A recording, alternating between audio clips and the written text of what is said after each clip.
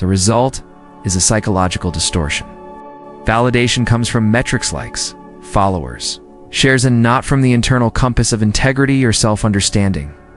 This distortion has real-world consequences. The constant performance leads to emotional exhaustion. It becomes harder to differentiate between one's actual preferences and those shaped by what gets attention. A person who posts about mindfulness or self-love may not necessarily practice it, but rather knows that these themes are algorithmically favored.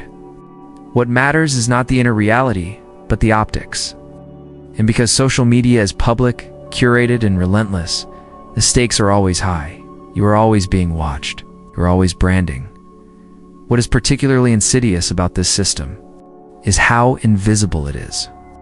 Unlike an actor on a stage, we rarely feel the boundaries between the self we perform and the self we are. These boundaries blur until we begin to believe that they are one and the same. But the anxiety creeps in quietly. There is a lingering dissonance between who we say we are online and who we feel we are inside.